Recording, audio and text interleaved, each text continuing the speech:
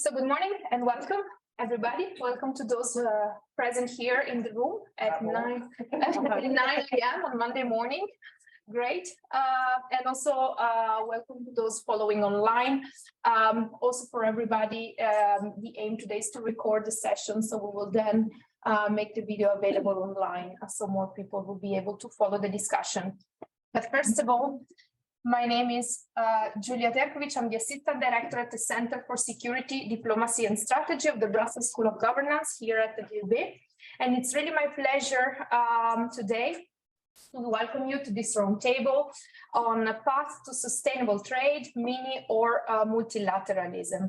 The event is jointly organized by CSDS together with the Center for Environment, Economy and Energy at the Brussels School of Governance, and also in cooperation with the General Delegation of Quebec in Brussels.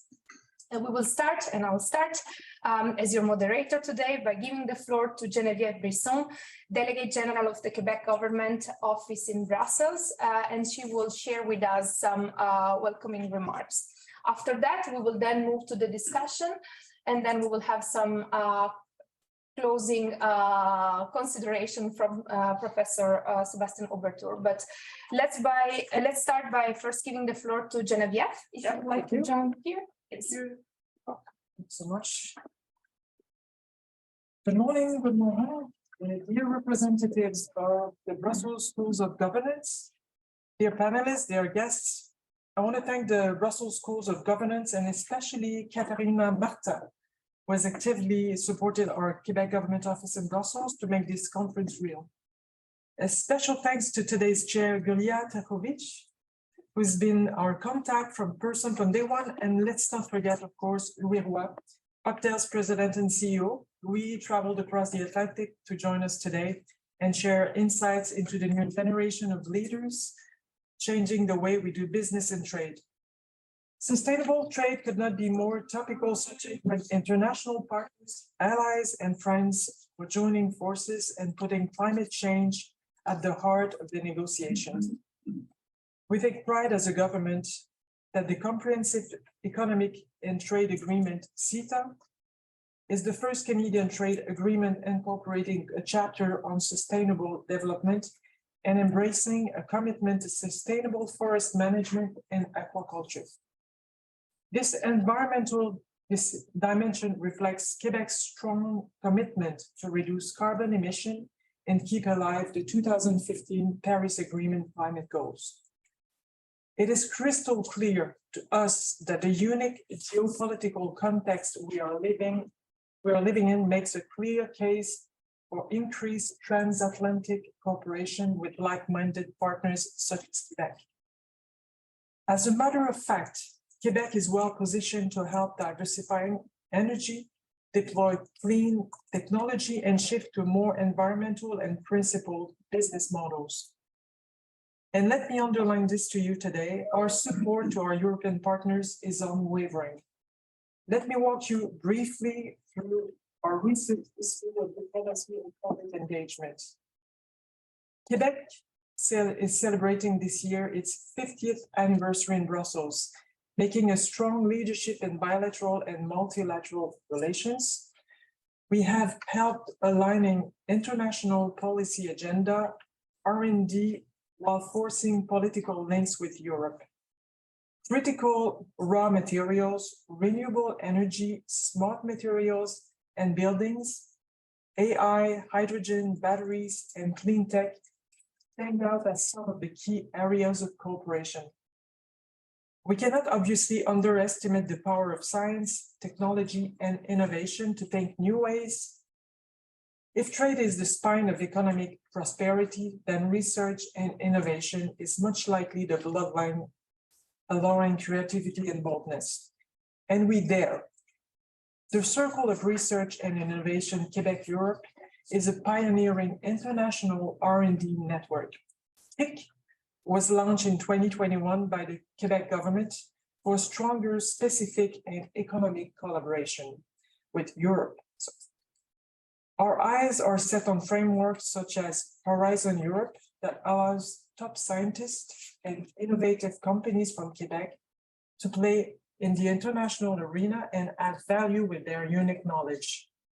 Our network has paved the way to various high-level discussions and expert groups in green hydrogen and batteries as a breeding ground to rethink the clean energy transition. Last October, Quebec joined the Canada-EU Joint Science and Technology Cooperation Committee to share real case studies and best practices on how to drive sustainable and digital cities in carbon-neutral economies. The day after tomorrow, Montreal is hosting the UN Biodiversity Conference, known as COP15, to design economic, social, and financial policies for a more harmonious relationship between humans and nature. Biodiversity is an asset in the long run, but the change starts today. For that to come into play, we need to change the business thinking and our corporate practices. Louis Roy, who is amongst us today, is a living proof that companies can make a difference. It shows how intelligent supply chains can drive corporate responsibility and new sustainability models. Like Louis Roy, I'm coming from the private sector. I have witnessed how companies are shifting away from fossil-fueled model and pressing forward to sustainable investment opportunities. I could name just a few players from Quebec who are succeeding in the game. Brainbox is radically changing the way our buildings optimize energy with the help of artificial intelligence. Carbicrete is developing carbon-negative concrete for customers, and GHGSat is monitoring dangerous emissions from outer space. But there are many more. Since I took office in Brussels, I have changed my vantage point, and I have realized how this wave of innovation from Quebec can service citizens and bring value for European businesses. Our transatlantic partnership is even more meaningful in the wake of Quebec's innovation zones. These flagship initiatives are redefining how we combine experts, innovation, and investment. The innovation zones are at the core of the sustainable economic growth and are the channels of critical mass and investment in the green turn. We take very seriously the challenges ahead for decarbonation of the economy. But I know this is not just a challenge at the scale of Quebec. Either multilateralism or minilateralism, we are perfectly conscious that challenges require increased international cooperation and alignment. The work remains unfinished. There are more miles ahead to run, and conversations like today are a step in the right direction. Because only together we can build a more sustainable and livable future. As I come to the end, and as we are in this beautiful campus of Brussels School of Governance, please feel free to come and say hi to my team members in the back of the room. I've got, you can maybe raise your hand, Audrey Jean, André Patruccino, Stéphanie Roy. So do not hesitate to come and talk to us. I wish you all a great discussion. Thank you very much. Great. Thanks, Genevieve, for giving us a great context and to give a context to the discussion that we will now have. Indeed, we see more and more this challenge between multilateralism and minilateralism, and there are a lot of questions because on one end, of course, we would like more multilateral agreements. We would like these challenges to be addressed in a multilateral settings, but sometimes we see also in other areas that minilateral agreements are probably the way to go. It's a sort of a step-by-step process. But without any further ado, I'll just start by introducing our panelists today. What is very interesting about the panelists is that they will provide three different perspectives on the challenges that you introduce and that we will discuss today. We will start with the sort of a more multilateral perspective. So Professor Erika Limo, also co-director of the 3E Center, who recently received also a Jean Monnet chair to explore the nexus between economy and ecology. So also very relevant topic for today. So he will start by setting the scene a bit more and by providing the multilateral perspective to the today discussion. After Henry, we will then move to Madeleine Tuninga from DigiTrade. So she also works as head of the multilateral trade, sustainable development policy, Green Deal, and conflict minerals, and she will provide a European perspective, if we can say so, on the issue. We will then move online because our third speaker will connect from. Will be connected from on screen, and she's Deputy Director of International Relations at Business Europe. And together with Luis Roy, she will provide more the business perspective on the issue. As we said several times, we cannot discuss this topic without really taking and involving the companies and business in the debate. After that, we will then move to the Q&A session. So if you already have questions, please make sure you write them down for later on. And also for those following online, I'm sure you will receive instruction on how to present your questions for later on. But without any further ado, Harry, would you like to maybe start? Absolutely. With pleasure. Thanks very much for the invitation. Great to be here, and congratulations to Quebec for all these fascinating things that you're doing in the field. So excellent to hear about. Indeed, I was requested to do a bit of a short introduction to the topic, and we have the interesting word minilateralism in the title, which maybe not all of us are familiar with. So what I'll do here is this morning is to briefly clarify the term minilateralism. I will then a little bit think about the drivers or what may be driving us away from multilateralism towards minilateralism. Zoom shortly on the principles of setting up minilateralist systems, and then finally end up with some challenges there might be in doing that at a very brief and general level. So first of all, the term minilateralism. So we have all kind of isms in organizing our international settings on achieving sustainability. We have multilateralism indeed as the broadest level of collaboration, where everybody basically is welcomed and included in the same terms. And then the other end of the spectrum, unilateralism, where states act just by themselves without consulting essentially any other parties while doing that. And in between, we have then bilateralism, so what we are familiar with from the trade agreement contexts, such as CETA between, of course, EU and Canada.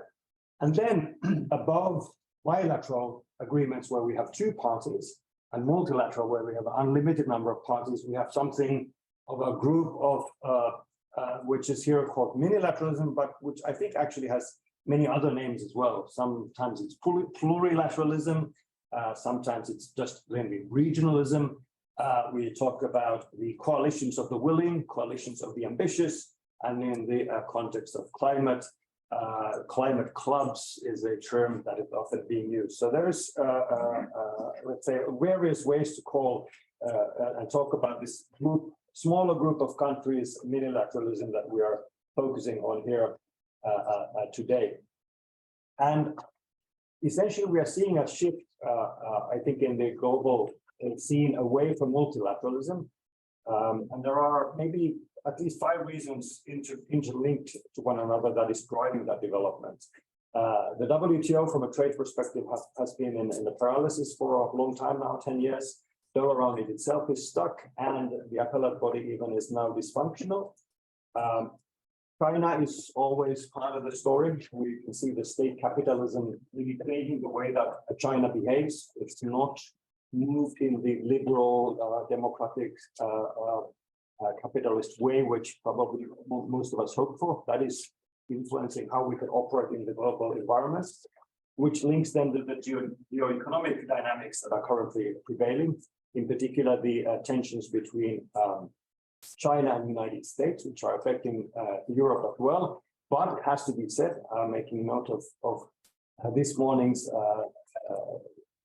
news from our president of the commission, Ursula von der Leyen, that EU itself is now challenging in a way the US on the state aid front, providing more subsidies, going to the subsidy competition, which seems to go very much against multilateral ideas and means that US is part of the, maybe the reasons why EU is moving this way as well. Private sector, interesting to hear, private sector seems to be more okay, even those countries and actors in Europe which have been maybe more against the idea of acting in a less multilateral way are maybe warming up to this idea in the North, seeing maybe that exports are requiring this type of less multilateral actions, which is my personal view a shame, but that's how it's moving. And then finally, we can maybe pick up the fifth theme of the sustainability. So there is an interest to push the sustainability agenda in a more ambitious way, and that requires a different setting perhaps than the multilateralist setting has provided, or it's been too slow. And indeed, this trade sustainability link has been, could benefit from approaching it in a different way. Like you said, Julia, maybe these minilateralist ways are a way to do things better. They are seen as being maybe more ambitious because you have a smaller group of countries involved. They may be faster because there's a smaller group of countries involved. Or it's easier simply to come to an agreement. They may be more flexible for that reason as well. And they may be easier to implement in practice because you have less countries involved. And whatever the setup, what we can see is that the sustainability agenda can be built into the story. So whether it's bilateral agreements and the TSVs, the trade and sustainable development chapters in these agreements, or whether it's indeed specific sustainability-oriented minilateralist systems like climate clubs, the development is ongoing, and we can see that the trade, the economy environment nexus is pushing the development in an interesting way forward. Now, when thinking about then, how do we set up? What kind of a system, what kind of a setup could be optimal or for promoting this type of a sustainable economy agenda? In other words, it's setting up a minilateralist system in a multilateralist framework, if one still believes that exists. Maybe there are a couple of principles could be highlighted. Even these small clubs, in order to, let's say, they do remain open to third countries.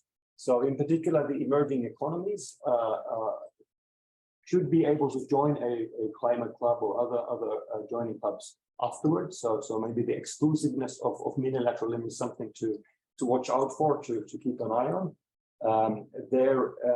They could be involved, the different countries that are taking part in these clubs or minilateral systems should themselves be part of creating them, of organizing them. So meaning that a single hegemonic actor driving a club might be a problematic type of a minilateralism, more like bottom-up collaboration could be useful as a principle in setting up minilateral systems.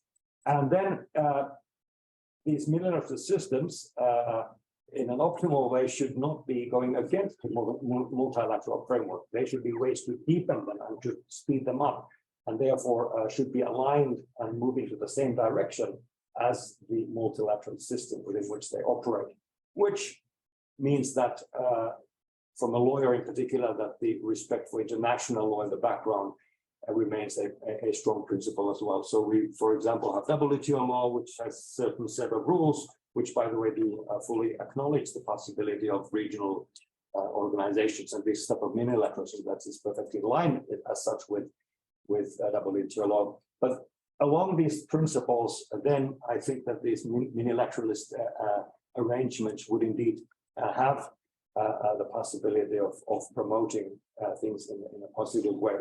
What will be a challenge is that how do we tackle then free riders that may be benefiting from the advances and the efforts taken by these kinds of minilateral systems without actually contributing them. And there the question arises whether how you can open them up to actors in a way that is still creating an incentive to behave, which means often that the club offers some sort of benefit for those that are members, And perhaps there needs to be some stake for those that are outside so that there's an action and incentive to join them. Of course, then philosophically, what happens if a minilateral system starts to grow? Will it lose its speed? But this openness, how does one actually manage minilateral systems to keep them open while still flexible? That's an interesting question. And then finally, of course, the global north, global south question comes up often. How do we make sure that these kinds of arrangements do not turn into fully north-led arrangements, and the global equity questions, the ability of the south part is maintained in these types of ways to develop the sustainability agenda. So perhaps with that, I will close. So I would say that just that minilateralism, as I see it, is perhaps a way to mobilize actors, a tool that should be created open, but should strive for ways to create benefits and penalties in a way that encourages their development in the positive direction. Thanks very much. Good. Thank you, Harry. I think it was really interesting. Maybe a couple of points. I think it's very interesting that you mentioned China, of course. Also, I think Russia now and the Russian invasion of Ukraine is also giving a different perspective on all these debates in a sense. So far, we were discussing a lot about this growing competition between US and China, but now with Russia also taking certain position, of course, I'm sure it also has an impact. I quite like your division of the multilateral and the different shadows of multilateralism, minilateralism, and so on. What we see also a lot is this idea of the like-minded countries. And so the question is there, of course, who are the like-minded? What do we consider like-mindedness? Because on certain issues, maybe there is some more alignment, but on others, there is less. We see now the debates between Europe and the US and how they can or cannot align on certain issues. So I'm sure we will go back to this during the Q&A, but let me now move to Madeleine, your turn to provide your contribution. Good morning, everybody, and thank you for inviting me. I think the event is extremely important and enriching. You said that I would give a European perspective. I'm going to give more my thoughts, I think. Sure. Although, of course, it's my day-to-day job. So I try to reflect a bit on the viability and effectiveness of minilateral and multilateral. And I'll give a few words about the complex and challenges, and then I wanted to review autonomous, bilateral, plurilateral, multilateral. I won't enter into the detail. You've already well covered the multilateral. So one thing that I park immediately, I think there's a major question that has been there already over the last decades, but is now really coming together because we have the geopolitical situation, this accumulation of crises, and that's the interface between sustainability, security, and economy. And you see that constantly pooling depending on with who you talk. The balancing of core challenges. I won't enter into that, but I think that for climate, what is critical is to take the overall course of action and direction and go on track. So one may need to think of what do I do short term and long term to keep that agenda together. Now, very briefly, a couple of elements. So if you talk about trade and climate, what are the angles that we are looking at? I think broadly speaking, we could look at what we are looking at least from an EU perspective, and an agreement, also an agreement with Canada. So the promotion of multilateral environment agreements, so the international standards, and how do you work on these? We find that very important because otherwise we create a patchwork of bilateral rules. And from trade, you look at the liberalization of goods and services, and you have investment, of course, to promote the circulation of climate-friendly goods and services. We develop rules, best practices, also what trade can do. Subsidies is an important one. What do you do with subsidies, the prohibition of subsidies, phasing out. There are rules on subsidies. Another angle, transparency. That is certainly in a multilateral context one of the starting points that you have. What is your measure? What is my measure? And then you talk about it, which has a bit of a sort of a connection to compliance with the climate measures, which is a big challenge now. And I'll get back to that in a second. And then capacity building, I think trade also plays a role. There may be more, but I just try to grab what we do in all these different fora when trade comes in there. So the fora, I would say, are the internal measures that we all make that is going to increase significantly because we have the NDCs, everybody's the NDC, so we need to take climate measures and everybody's going to look at how do you produce a product and they're going to circulate and they're going to enter into your territory and then all the, what we call the end questions. Bilateral agreements, plurilateral at multiple levels. We have in the WTO quite an activity on plurilateral. Chapter 7, it's supposed to be the like-minded, 20, the big emitters, the WTO, and the multilateral. Briefly, players that I see increasingly important is not only government, and even within the government, trade and connection to climate. We've come a far way in the bilateral, where we had to work together actually with the climate colleagues to implement the trade agenda. Which was in particular we see as a challenge in partner countries where they don't have that interaction. Not in all. Canada, for example, is a good example where they have.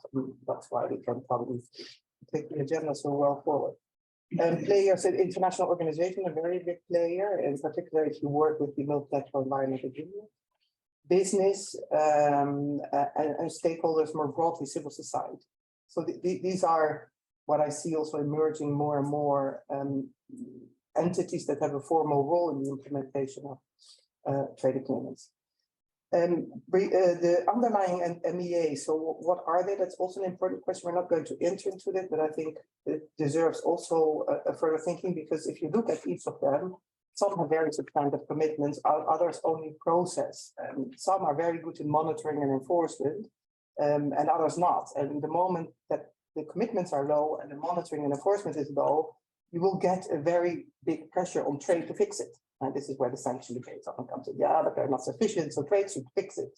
And you can wonder how can trade fix something that the multilateral community was not able to agree in a specialized form. And it's not that we have sort of a Santa Claus of sanctions that sort of makes happy countries say, yeah, I want to do it. So that question is more complex. So is it effective cooperation and ownership? And that comes then back also in whether it's bilateral, multilateral, plurilateral, that cooperation element, the positive agenda is always very important. Can countries get an ownership? So if we apply that to the review, oh no, maybe I need to make, I made this comment on the PPMs. It is really critical because we're not talking about just a norm. We're talking about how do you regulate the product and how do you see that it is good or not good. And the WTO has long been, and we also have long been very reluctant to enter into PPM. I lost some PPM has been now very difficult on WTO rules. And when we had the Green Deal, we really had to undergo a significant policy reflection. How do you do that? Because we have the Green Deal, but maybe we're front runners in that, but everybody has NDCs and will need to take these measures. And we've actually developed an approach to that. And that is not only WTO compatibility, that's a very important one, non-discrimination, we cannot discriminate, least trade disturbance, and based on international standards. But the story doesn't end there because they're not always international standards. We see that sometimes in the MEAs, they don't arrange everything. So then the question comes, if there's no international standards, how can you do that? You will need to justify that to say there's such a climate urgency. I now have to take this measure. But if you do that, we've said, then you also need to develop an international strategy to engage and develop these international rules in parallel.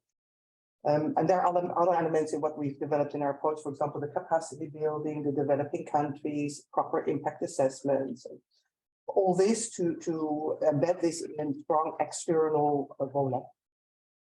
So with that, we try to frame a bit the PPMs, and this is one of the key things I think that will surround the non-tariff measures. So this brings me to the internal measures.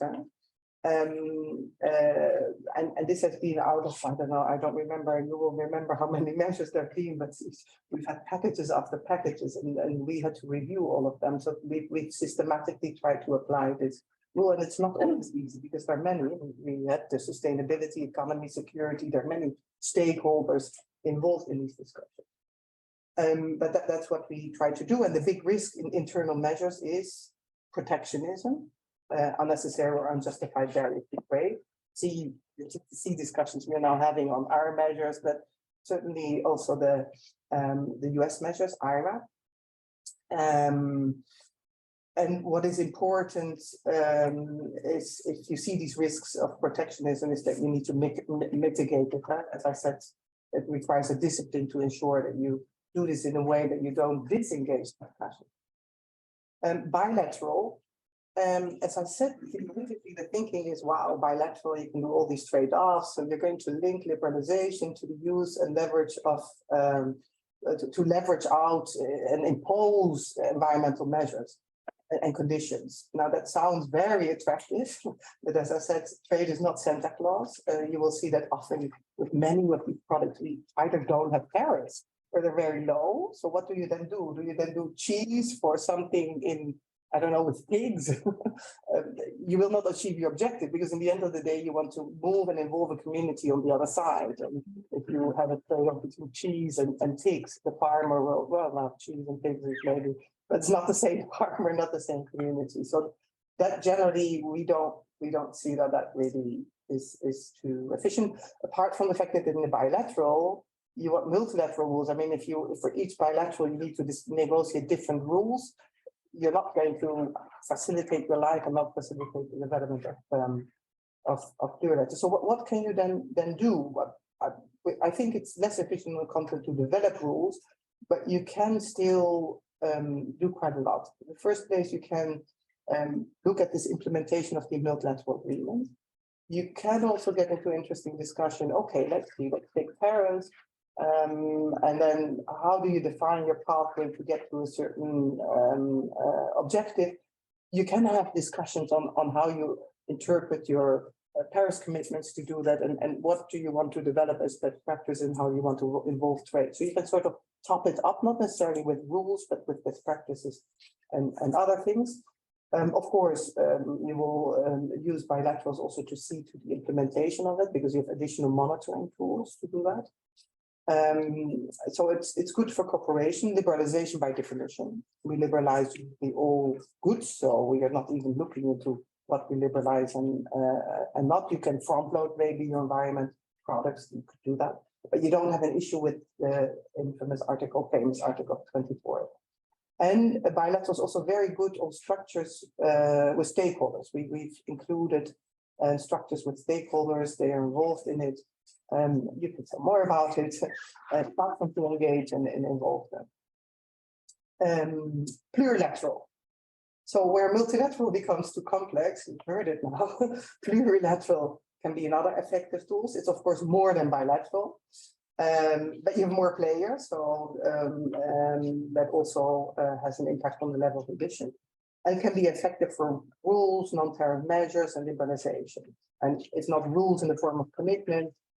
A bit less ambitious would be to develop best practices, guidelines that are more political voluntary. Now, in this front, December 2021, we have quite a significant step. A little was really coming out in 2021 in the ministerial, but we had the adoptions of 3 statements, all environment. There was really political commitment to do that. And one is the so-called sustainability structured discussion, trade and environment sustainability structured discussion testing. In a nutshell, that group tries to look at the facilitation of trade in goods and services, both from a sort of products and market access point of view, but also in the taking up the measures part. And then there's one plurilateral on plastics and one on fossil fuel, different configurations. So what we are now thinking, what we can do there, the temperature is liberalization is not popular, not only with the US, but also with developing countries. So, but still we are reflecting on it, and I'll highlight a few areas where we're looking. So for the NTMs, maybe 2 angles, climate measures. And one of the ideas one would have is the way we've looked at PPMs, can we can we discuss that? And can we develop some sort of best practices or guidance plurilaterally so that we say, hey, if we take these measures, we recognize we have to take them, but can we do that in a certain way so that we don't need to park everything in the end in a WTO dispute settlement? That's an important one. Within that discussion, you get many things. Lots of things come up. Carbon footprint, how do you deal with that? But also, how do you take your measures? Of course, carbon pricing is now very popular, but it's a bit the fashion of the day because even CETA measures, so carbon footprinting, everybody thinks now, which is a very rich and good discussion. So the climate measures and footprint discussion. But NTMs have a second link, and it is the thought, and I come back to this link between liberalization and non-tariff measures. So if I liberalize, for example, solar panel, we agree we take away the tariff, but one country is pumping subsidies and is doing local content. Your liberalization effort is undermined, and you're going to be defensive. You're going to say, yeah, but you're going to not only subsidize your sector, but you're going to overwhelm my market with your product. So there is, and that's then more the NTB thinking, non-tariff barrier. But the link between, or the interface between an NTB and then sort of climate measure, that sounds more positive, is thin, because I will say my CBAM is totally what WTO followed as a approach. But somebody else will say, hey, that's an NTB. I cannot export to you. So it's a very complex discussion to navigate. And we are right now actually reflecting how do we do that? How we can approach, and then if you want an NTB, you say, okay, but this is such an area that we need to eliminate. Otherwise, it undermines my liberalization effort. How do you do it? And which one are these? Now, and you've mentioned already a lot of questions plurilateral that are a difficult one, critical mass and a free rider. And for those who don't know it, if you don't have sort of 80% of trade covered when you liberalize, you'll have all these free rider because you have to do it to the whole world. So it's a bit of a sort of a damage limitation of free rider if you want. So usually you want the big exporter. We have a definition problem. We've used in the past end use. But the end use of a product doesn't tell you whether the product is dirty or not. So how do you come to definitions, and how do you deal with this interface with what I would call the carbon footprint? Now, tackling of subsidies, that is also, and it's a very sensitive one. I would say that's also a challenge of how to deal with liberalization, climate-friendly product and service, and development. What are the needs of development countries? There is this perception that solar panels, I take another, or other renewables are only produced by rich countries, meaning that what we are asking is developing countries, please eliminate the tariffs so that I can export. In WTO terms, this is not a good story. It sounds like I want to export, look for a new export market. And we need to change that dynamic because it's a very isolated way of looking at it. And you will have several who say, hey, but I can also do something about my climate objectives because I actually need a solar panel to reach my targets and I want to import that. That you then get into a different conversation that says, okay, for the short term, I need them. For the long term, I also want to see how I can build my capacity to also build something myself. You will need to link that discussion in that as well. So you have a change of mindset probably of those who say, traditionally say, I don't want to liberalize terrorism because I don't want to import. Yes, you want to import, but at the same time, you also want investments and you want to be able to develop your own capacity also to deal with these challenges. So how do you do that? That's, I think, one actually of the critical questions that we will have.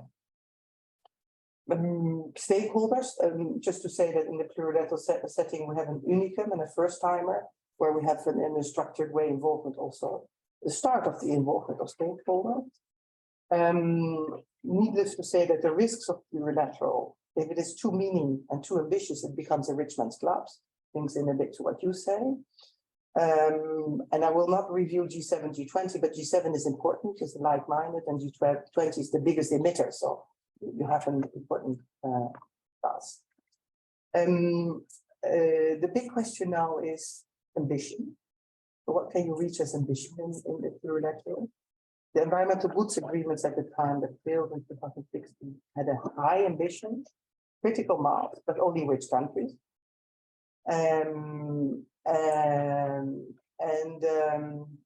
So what are the lessons learned and what can you do with testes? So with this testes, so this new plurilateral, the main priority has been to expand and to involve developing countries, to take a step back and to see if we now invest 2 years' time in trying to unravel this and see if there are new dynamics we can determine, can we then have a bigger group for this plurilateral effort that would need to have a tariff component and a non-tariff component.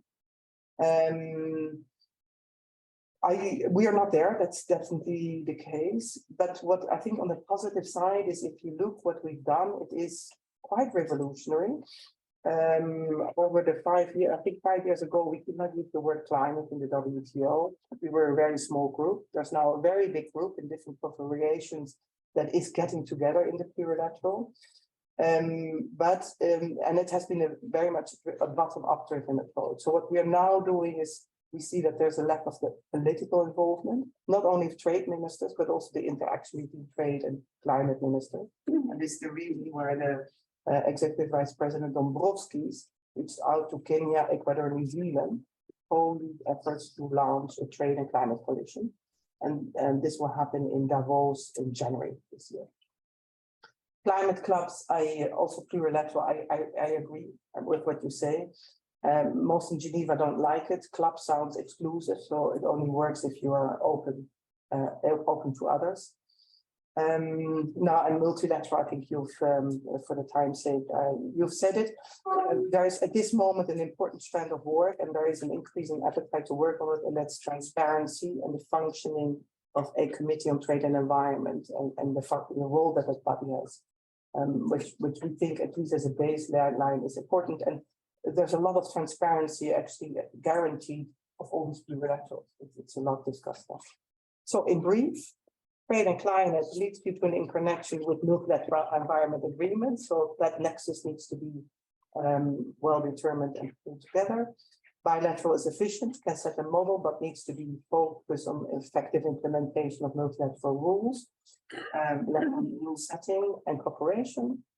Plurilateral environmental goods agreement lesson learned is that we need to go broad and buy in a broader membership, with the question now how and at what point would one need to decide to go deeper with the winning? Is there a possibility of flexible formulas, for example, role of political involvement? Multilateral not easy at the moment, but the minimum is still important, transparency and functioning. Committee on Trade and Environment. Good. Thank you very much. Very interesting. A lot of food for thoughts, also for questions later on, hopefully. And I think it was really interesting your point also of the efforts to involve stakeholders. And this is really good because then will make my life easier introducing Eleonora. In a nutshell, Business Europe and the European business is very much in favor of stepping up the engagement from all countries when it comes to the fight against climate change and environmental protection. And business is ready to do its part. So for those who don't know the organization, Business Europe is an umbrella organization representing businesses and employers. In Europe, we cover all manufacturing sectors and also services in Europe beyond the 27 member states. So basically everything is produced in Europe we represent, and it's not only big companies, but it's also small and medium sized, especially those, because actually this is the structure of what we have in Europe as business.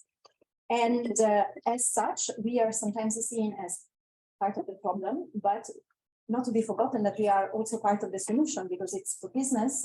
I'm really looking forward to your thoughts as well. It's business that has to come up with innovative solutions. That's what we need. And so that's what we are doing. We are investing a lot. So there are companies that are really looking into research and development and are bringing to the market solutions for consumers, for companies, for governments that are procuring, for example, services or goods. So what we see is also that as European companies, we are committed to do this, and we are investing and doing our part. We are also committed to decarbonizing our economy. But at the same time, when we face the competition from others, from companies in other countries that do not have the same mindset, they don't have the same regulations in place. And so basically they don't face the same costs. And it becomes a matter of level playing field. And I think also previous speakers have touched upon this. So what we would like to see is that everybody steps up their level of engagement at multilateral level. That would be the best, the easiest with multilateral environmental agreements that are implemented, with COP27 that or the different COPs that step up the level of engagement, and different countries are ready to implement their NDCs and also raise their level of ambition. But this is not, unfortunately, what we've seen in Sharm el-Sheikh earlier this year. At the bilateral level, we are in favor of robust trade and sustainable development chapters. And as stakeholders, Business Europe participates also in the domestic advisory groups that are the groups that bring stakeholders together, and they discuss trade and sustainable development solutions as well, and they exchange with the counterparts, and they exchange on best practices. They bring recommendations to the government. This is something that is done in bilateral trade agreements, and they work well in providing a platform for exchange between stakeholders on the two sides. And then we have also unilateral measures. So Madeleine has touched upon the CBAM, but we also see other things. We see deforestation, we have due diligence, we have the GSP plus reform. So there are a lot of things that they do in this case. I'm thinking of that you can do. And as I said, the business is ready to do its part. Now, the key question here is you have the stick and you have the carrots, how to make sure that we incentivize good behavior. And that's really the difficult part. I think it's easier with bilateral trade agreements, with the TSD chapters. Now we also have a stick with sanctions, but I think it's very good that the European Union, the Commission, even in their new approach to TSD chapters, has kept a strong focus on a positive engagement with the other country. So with Canada, it works very well because then we can have an exchange on best practices. I'm sure that with other countries like New Zealand, we will also have a good exchange. With developing countries that do not have the same capacity, as you also mentioned, capacity building is important. Understanding why they cannot themselves live up to their own commitments is an important part. So also providing finance, providing the right funding. I think these are important elements. And linking all so bringing together the relevant stakeholders, and we need to think to keep thinking of incentives. And in this sense, there is much that governments can do. For example, with standardization, procurement. I heard a lot of liberalization of goods, but that's only one element, and it's limited because sometimes the tariffs are already low. So we need to think of other things, both in the multilateral and in bilateral agreements. Green procurement, so including when government come up with the tender, looking at how much a company or a solution, a good, a service, how much emissions are embedded in that production is one way of looking at, and that provides already an incentive. And then a stable regulatory framework so that companies can invest, because they need to create economies of scale, they need to think of investment, And of course, if there is a stable regulatory environment that allows for planning investments and going into a sector, knowing that there is a regulatory environment that supports that and that they can build on. And also standardization is super important as we come up with measures. Madeleine touched upon that in a slightly different way, but we need to come up with effective ways to measure the impact, and we need to make sure that different countries are doing that in the same way. Or also carbon capture.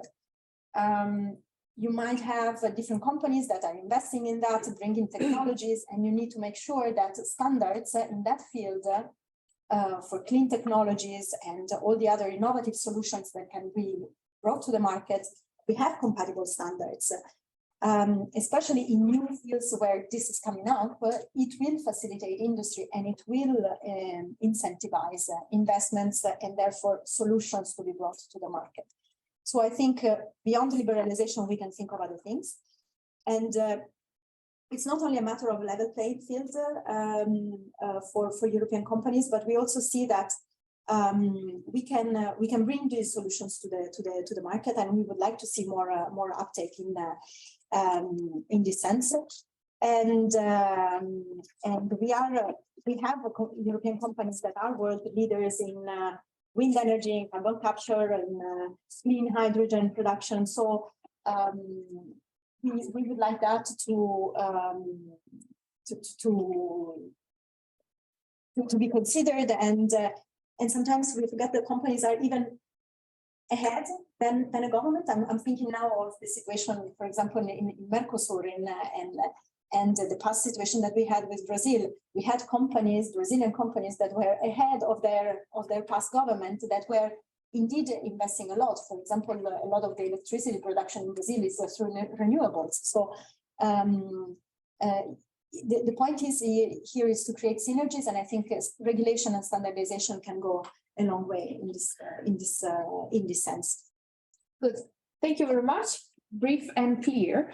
And you also touched upon Sharm el-Sheikh and all the discussion there. So it would be great to hear a bit more of that as well, also from Luis Roa, so the president of the group, and you were there, right? If I remember correctly. Yes, absolutely. Between the 8,000.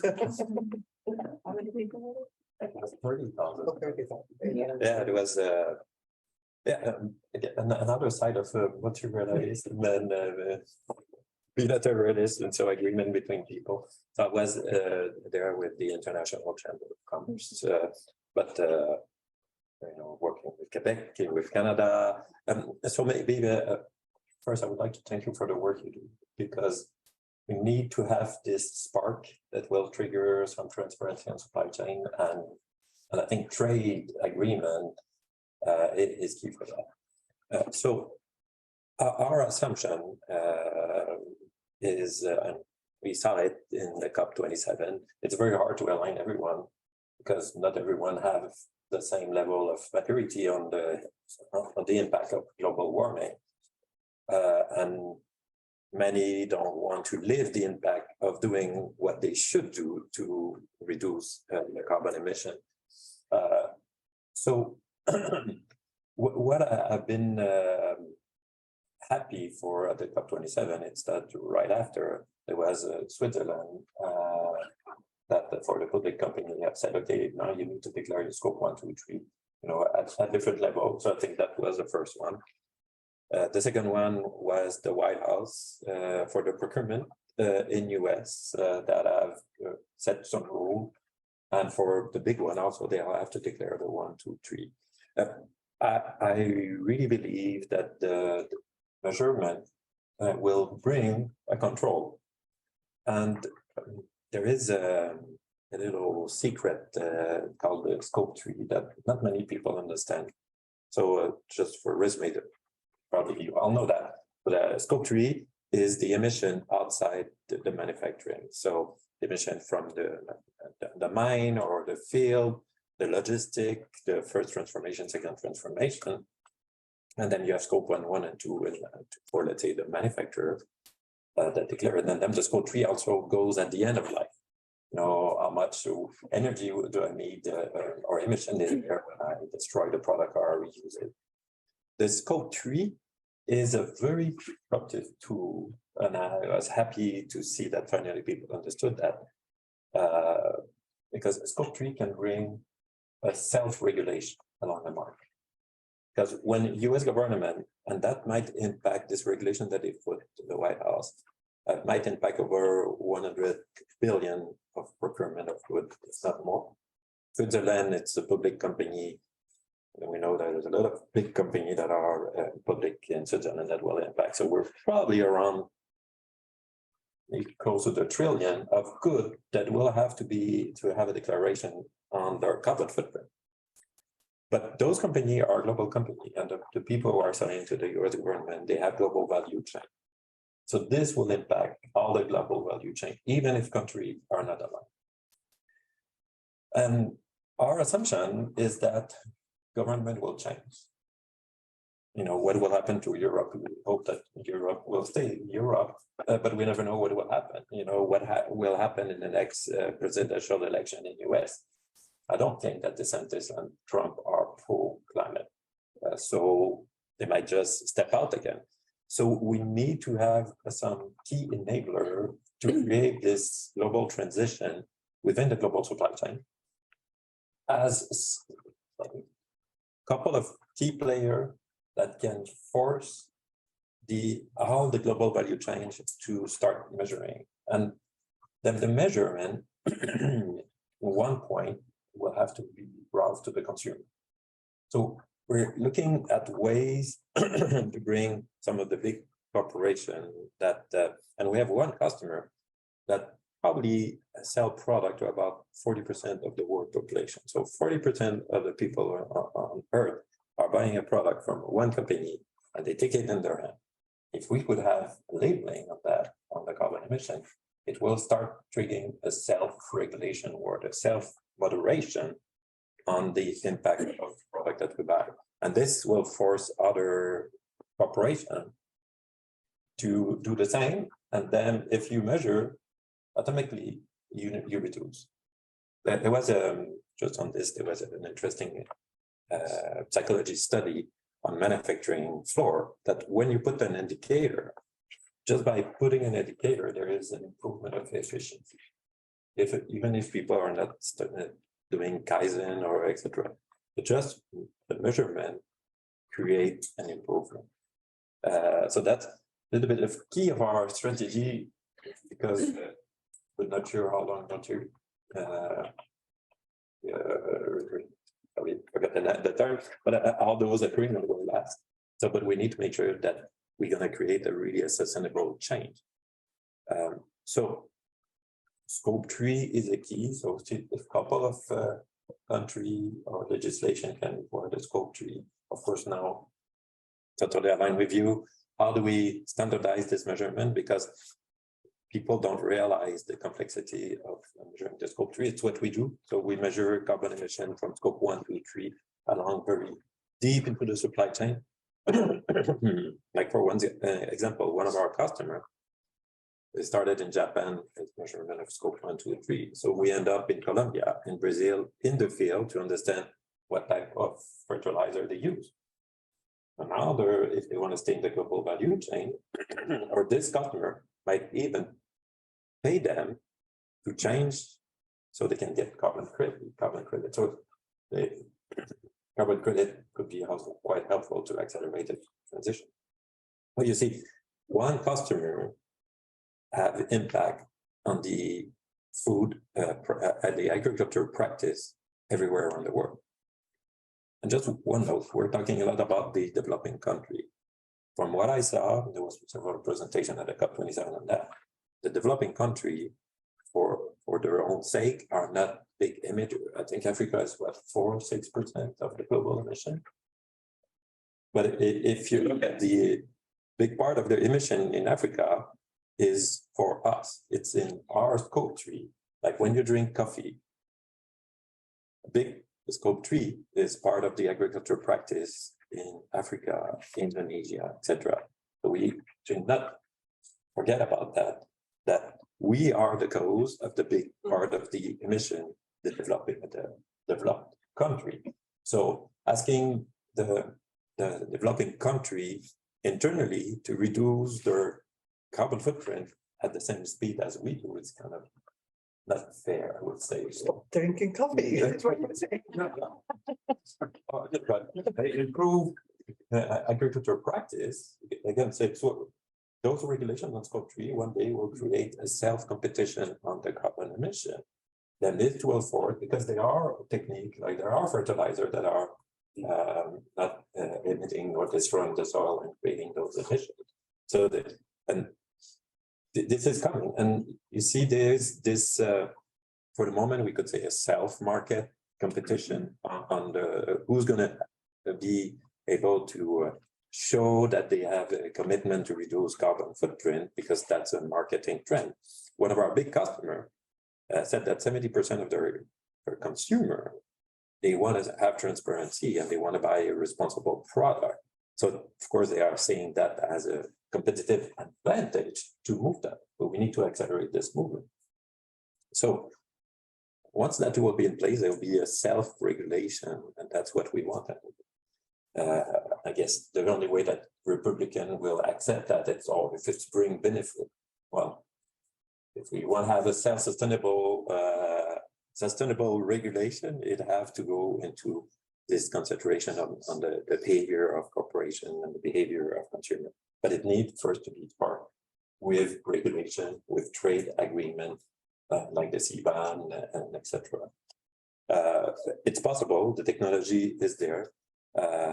In Canada, we had a trade issue on the aluminum with US, and it was traceability, so digital tracking of product of the aluminum flow in Canada solved the trade issue. But the beauty of it is once you have the data, you can measure the carbon footprint. So now the aluminum, any aluminum soon will come with a certified tag of carbon emission, because that will create some pressure on the market. So the technology are there, but we need to standardize it. It's why we're working with ISSB, SBTY, all those associations to make sure that we have a credible and functioning standard. And by the way, we did that in the pharmaceutical space. So EU, FDA, and many countries around the world have set regulation to stop counterfeiting. So that started in 2010. And there was a standard leverage with GS1, which is global standard 1. And we made it. So in a couple of years, now most of the drug supply chain is digitalized, and you track product and at the unit level. So that happened, and there was this collaboration between the different stakeholders to create a standard and a uniform regulation, like every country, even China, after align on the other regulation from the FDA using the same standard. Because at the beginning they wanted to push their standard, it didn't make sense, but there was an alignment there. So facilitate global trade, facilitate the importation, exportation. It's key, but of course we have to have a clear guideline. Good, thank you very much. Great way to conclude the first round of reflections. I would like now to open the floor to see if there are questions from the audience or also from the online group of people following. In the meantime, maybe let people start thinking and collect their thoughts. Maybe I would like to ask one question to all of you, just to zoom out again a little bit from where we started. So we started all the discussion reflecting on the multilateral and the minilateral dimension, but we touch upon several elements, the importance of stakeholders, companies, consumers as well, but also government, organizations, different levels, G7, G20, and so on. And all of you, in a way or in another, mention in your contributions here and there certain crises. And we know, I mean, we keep saying that, right? We live in a moment where we are in constant crisis, and we are slowly now getting out from the COVID-19 crisis, but now we are facing war in Europe again. We saw this big competition between China and the US also reaching new peaks. So my question for you would be the following. On the one hand, we say this crisis kind of challenge multilateralism and push government to go more into minilateral agreements and so on. But do you see this crisis also as opportunities in your different field to then advance some of the things we discussed today from the point of view of the business? So, for example, the COVID-19, for example, push more a request for more digital instruments and component, but at the same time reflection on how this digital innovation, in which direction this digital innovation should go. And same now with the crisis in Ukraine and the invasion of Russia and the cost of energy. That is also raising question not only from governments, but also from the consumers in the end, trying to find alternative solution to use their energy. So just maybe this first question, in the meantime, we'll see if there are more, but how do you see this crisis? I mean, we always say crises are of course opportunities, but they also, they are challenges, but they also provide opportunities. How do you see this decline into your own field? Do you think this is maybe pushing into a positive direction, or the negatives are more than the positives? And maybe we can reverse. So yeah. So if you look at the behavior change, like at the beginning of the pandemic, was triggered by fear, and in 3 weeks we completely changed our way we adapt to new. So innovation and agility usually come with pain. Is triggered by pain. That's sorry, but that's the reality. So I think I live in Europe for a year, so I'm living this energy crisis. It's cold out. But that will, again, we need, in a certain way, we need a crisis to be able to accelerate the move and our dependency on fossil energy. So it will be painful. And I can only predict, on my point of view, we work in global value chain, with global warming will have a disaster impact on the food supply chain. There will be more and more crises. But crisis will force innovation. Like at the moment, there has never been so much money invested and available for innovation in energy. Before, well, we had energy, the easy one, we had the gas and the extra, it was not a problem. So not many people were innovating. But I believe in human capacity to innovate, but it need pain, and then need cash to be able to support universities or startup that need to move that will bring those new ideas.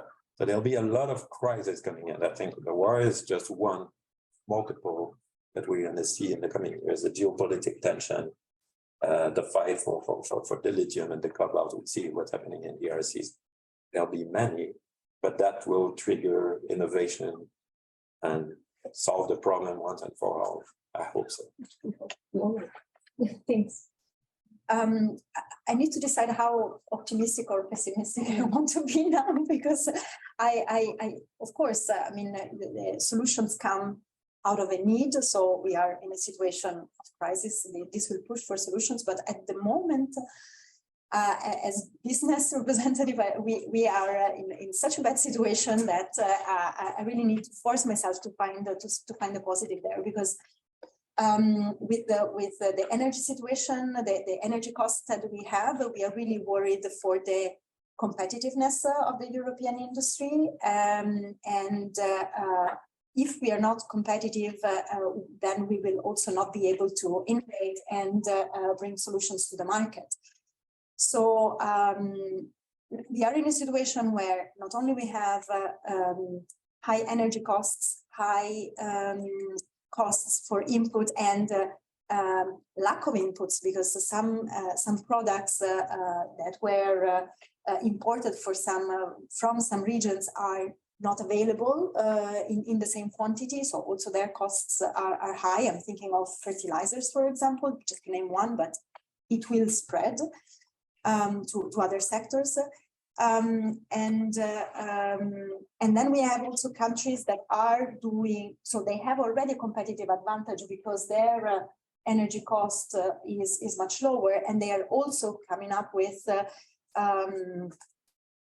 legislation to further finance investments and to attract investments. So I'm thinking now of the United States and the IRA. So we see it, what can we do as in Europe now to keep the competitiveness so that we are still able to provide solutions. And what we say is we really need to think creatively and not do business as usual on all sides. So business will do its part, but we also need governments and EU to do the same. Because if we want to decarbonize in a context of high energy costs, it means really an additional effort and a complicated solution, a complicated situation. So we need to think of how to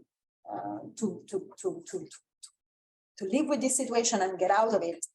And for example, renewables, it's something that we are looking at in the EU to enlarge our energy mix, so also be less dependent on imports of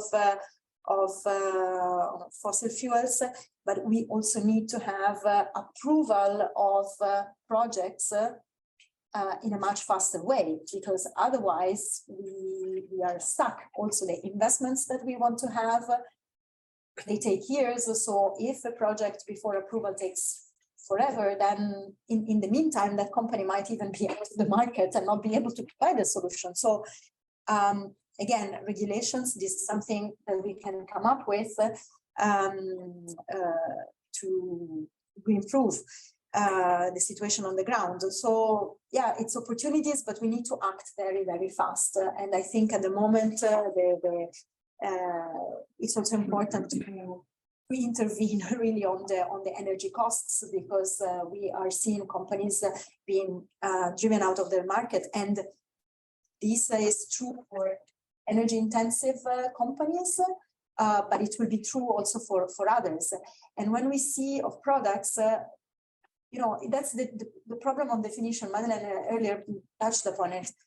We are in favor of the environmental goods initiative, or the agreement that was discussed at the WTO.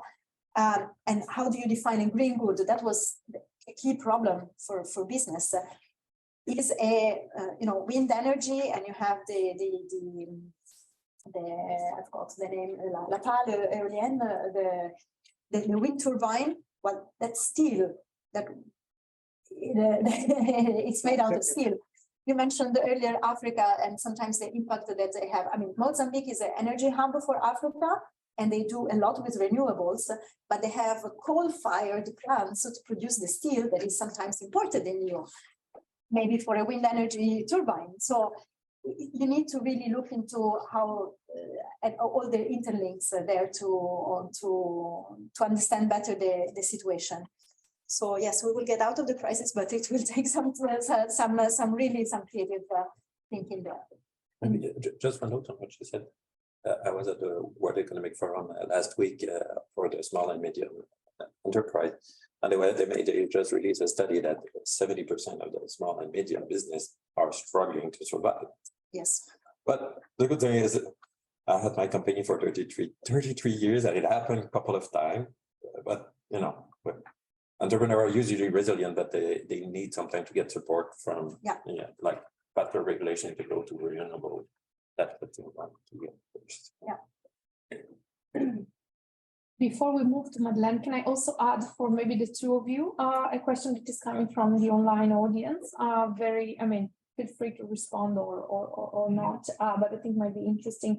And the question is mainly in regard to the US. And the question is, can the EU and Canada regard the US as a reliable partner in pushing forward sustainable trade in both multilateral and minilateral setting, or is it a bit too late? So yeah. Feel free to add your and you put us online. So I think your question is very pertinent, all these questions, and it's not an easy one indeed. I have since 2 weeks, I live on the 5th floor, and since 2 weeks the elevator is broken now. And every day we call Otis, and Otis tells, no, madame, il faut savoir, on a commandé la pièce. And the pièce is not still not there. Now, and there are people with young kids working up and down. So, I mean, this relates not just only to fossil fuels, but there's a supply chain disruption that comes along, of which many PSs, I can afford myself to work 5, but imagine you will live on the 8th floor, but it is affecting the people's lives. Mm-hmm. So one of the huge challenges is that people need to give the blame on something. If your winter is cold and you can't put up the heater because it's 3 times more expensive, and your salary simply don't afford for it. The social dimension is a really important one that will push the equation to short-termism. So it's evident. I mean, I agree with your opportunities, and it's the only way you can go. What's the long-term goal? But very clear focus on the short-term needs that there are. But no, you're totally right. The climate crisis, if we don't tackle it, the crisis will simply multiply, not only migration, food crisis, etc. So it is, how do you keep that up track? And out of that, there's certainly an acceleration of the alternatives, whether it is decrease of dependencies, or increase of alternative solutions, renewables, etc. So that's a very important one. And then the question is, of course, how can you contribute to that? Can this stimulate the development and the acceleration, actually, the development of international standards, which you referred? WTO as such is not a standard setting body, but can you generate stimulation of it? We are not standard, but there's a lot of discussion, for example, on footprinting and also the trade settings because of the transparency of supply chain that come there. How can we stimulate that debate? And then a bit to what you also alluded, whether it's bilateral, plurilateral, but how can you use your tools assertively to push within your bilateral for this agenda? I think to a large extent, what we have to do is really the uptake of the green ambitions. Now, it's true, sanctions is now an option, but for the environment, I always have a question mark because the multilateral environment agreements are not necessarily a very clear rule setter. But what we do see is, for example, the Green Deal, the Brussels effect. I always wonder what is the definition of the Brussels effect, but in a way it is, we hope that others are inspired by our legislation so that we would get the same level. It is there because we use the bilaterals as a serious platform to discuss it. We learn also what the difficulties are of partner countries, so that we may need to look at adjustments in how we implement it. But it is also for all these countries we're studying now, even in the WTO, where we are discussing the Green Deal. This is the reference point to have in many senses. Briefly on the US question. So we are engaging, US is certainly part of our partners with whom we discuss not only bilaterally, but also with sort of quasi-like-minded in the US.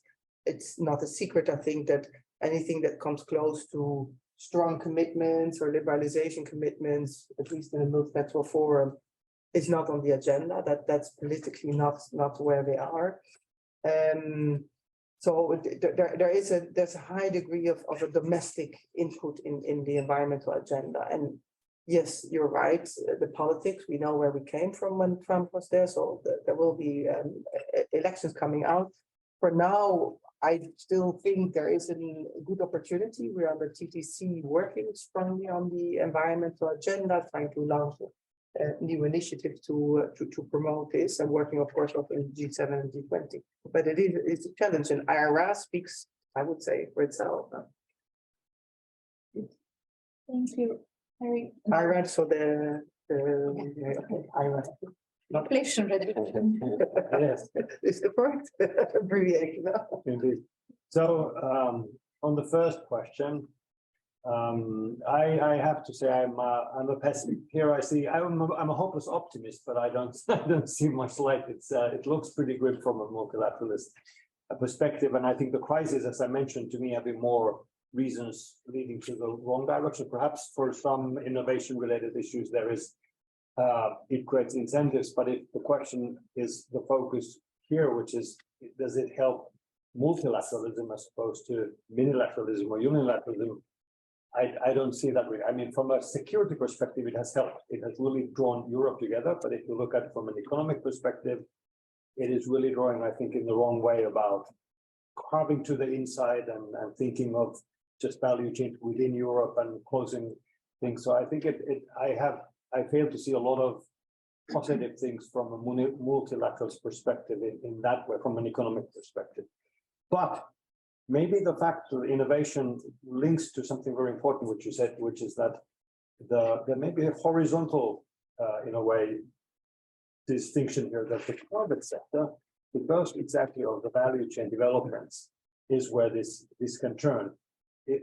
One can harmonize, unlike we in Europe think of harmonization always top down, coming from the Commission and the EU process. But in fact, the private sector harmonization, which comes from the need to have these common standards and technical issues, which one is dealing with the value chain on things such as carbon footprints, etc. I think that's where this can spin off and then spread around and start to spread in a way that can open up things. So there is hope perhaps to also to reach to the US and to move from there to the second question. US is in a bad place from a European perspective, I think currently. Maybe but because the value chains are linked, there is a hope. And I think if we look historically, one can look back to all the way from backwards to Clinton, to Carter, to Wilson. There are these multilateralists, presidents and in administration. Maybe it's a pendulum that swings back and forth. We are now in one end, and I trust that it takes time, but it will swing back one day or another. It just takes a long time, and I don't see it swinging back at any time short. It makes it easy to help Europe, for example, now with energy prices. I mean, they're charging horrendous prices for energy that we are desperately need. So I think we are not there. Yeah. But thank you very much. And we have a final question from the audience, I think. Yeah. Thanks. I didn't know. Introduce yourself. Sure. I didn't know it was the final one, but Mark Henry, I'm a lawyer here in Brussels. I'm also the president of the Canada EU Trade and Investment Association based in Brussels as well. Thank you very much for the presentation and for the information. It's very helpful.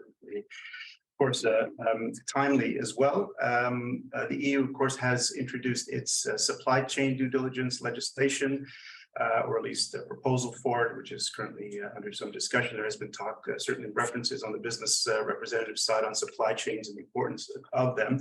And of course, the EU does have on its books the conflict minerals legislation, which has been touched upon as well. And I know, Madame Berunga, this is one of your portfolios. And I'm just wondering, perhaps, if there is any insight that legislation might have on this discussion.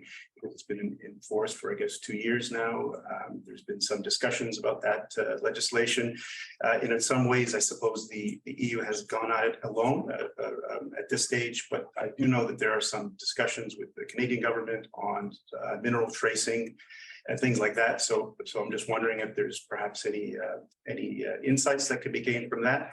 And I also understand the legislation is due to be reviewed, I guess, next month or by next month, and whether there's any updates on that and how that might go and how it might fold into the EU proposal on the wider supply chain due diligence legislation.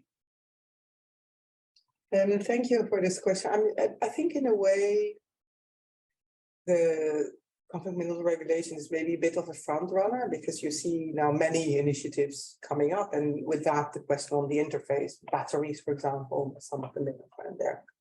The horizontal due diligence legislation. And when it was developed, we were at the time of, at the time we called it a non-financial due diligence regulation. So that's the reporting directive.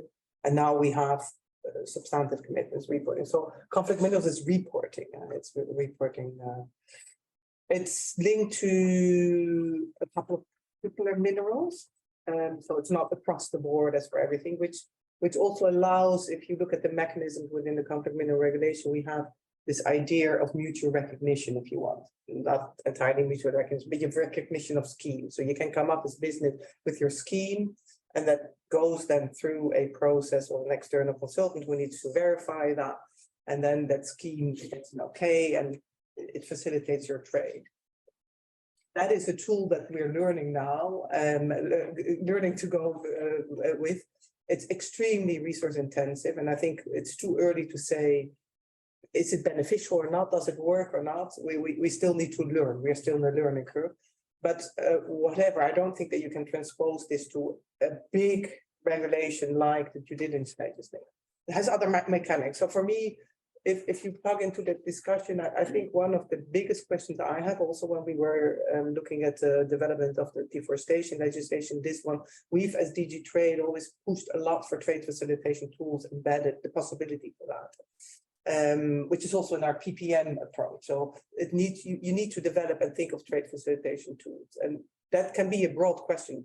Does that lead to the government recognizing that tool so that we would need to certify that, or do you rather give a period and business to get itself organized, and then you develop maybe guidelines or other tools to say, well, if you have for 10 times come across this scheme and it was good, you can give it a certain, I don't know, a certain pass lane or not. It's a discussion we will have. I think we will need to have, particularly because of the sheer amount of regulation that have come up. And third countries will certainly also be asking for that. It's a question that also comes up. We're also responsible for the first labor regulation that we presented. That question will come up there. So if I have to transpose it here, I think really that question, absent a standard of a supply chain, how do you then do that? And if you push that on due diligence, which requires business to take a role, how do you define that? And is business each time coming again? Yeah, here I am again. I've done my due diligence. Is it okay or not? And how do you assess that? Review. The review is no, there's delay.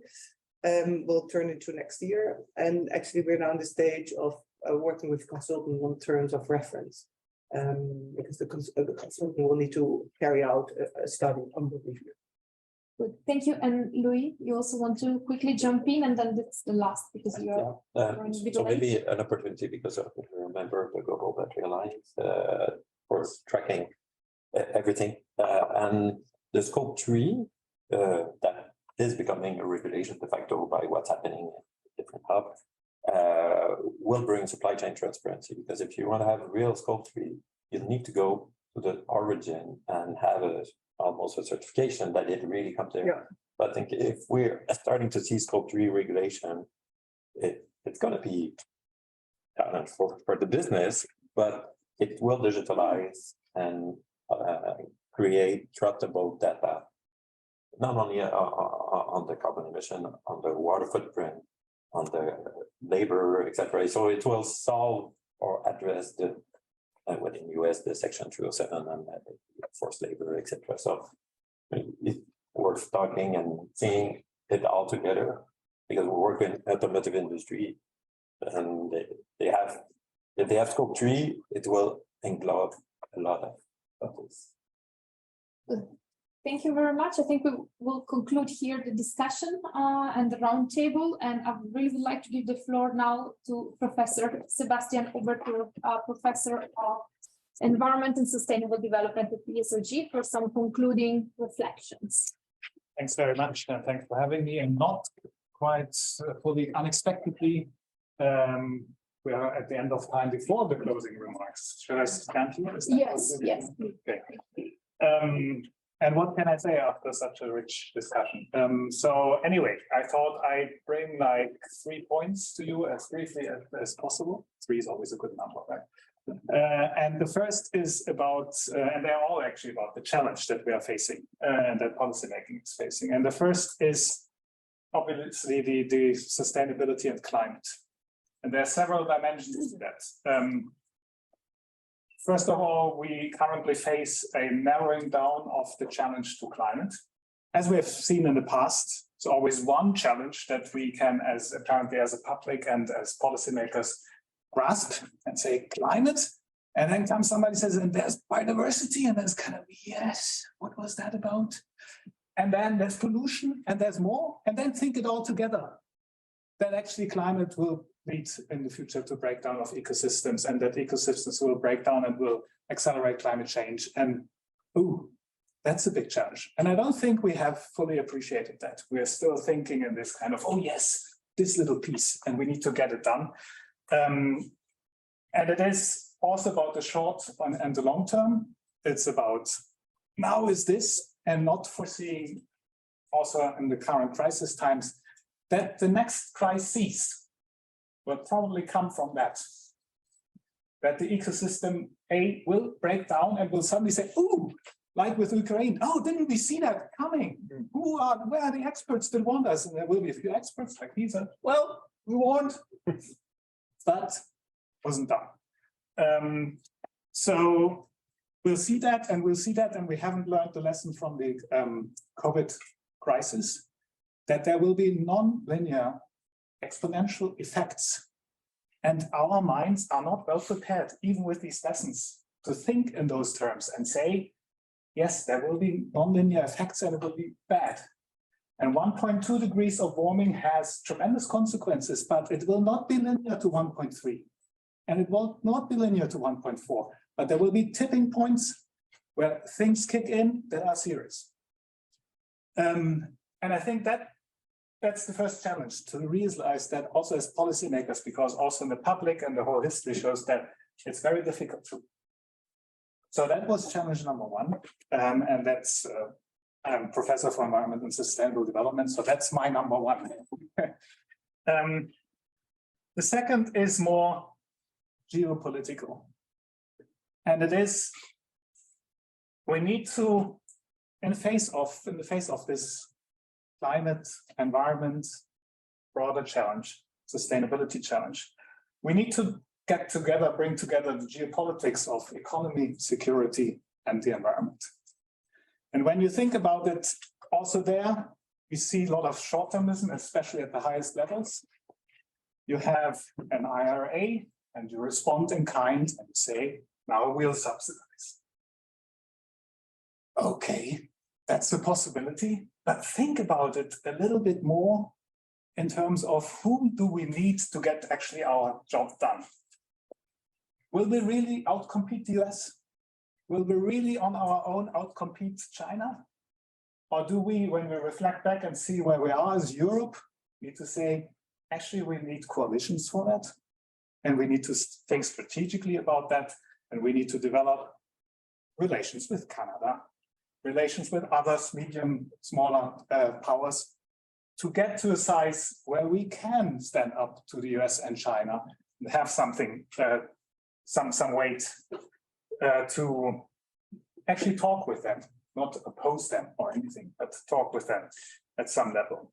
And that brings me back to some of the themes that were here, that then you don't think about minilateralism as we're doing something with the US.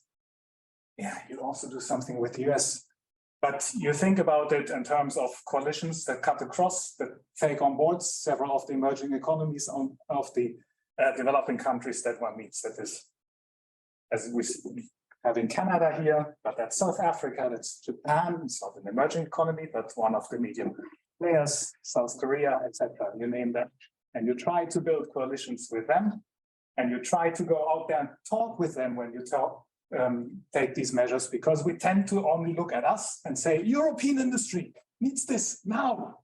Yes, but policymaking is taking that into account and other factors and saying, this is where we should go strategically. And that means, that's the third one, thinking much more about equity and thinking much more in the enlightened self-interest rather than in the immediate self-interest. And thinking about how do we get these others on board? How are we trying to avoid to be hypercritical? Just saying, we need this and therefore this applies. But thinking also with the others together cooperatively. And that is something that is always in danger in these crisis situations that we are facing. It's always the short term and the immediate one that is taking precedence. So that's the third challenge. So we have thinking sustainability fully through. We have the geopolitical challenge of building the right coalitions, and in that we need to be less hypercritical and thinking more about equity and something that has attractiveness for everybody around. And if one looks at that, one can obviously become rather frustrated, or I think we'll never get this done. But there are many definitions of what politics and policymaking are. And one of the traditional ones is politics is about making the necessary possible. So let's get it done. Thanks very much.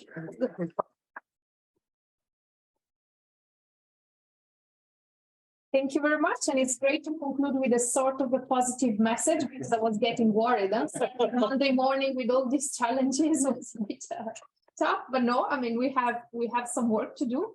So we have a full week in front of us to start at least. But let me just thank you once again, all our speakers today, all of you coming and joining. And we can maybe continue some of the discussion outside for a little bit longer. I'm sure there will be a couple of questions and debates that we would like to continue. But once again, thank you very much. We will post a video shortly, as soon as ready, online on our channel. So you will be able to look at it again in the next weeks and months. Thank you very much.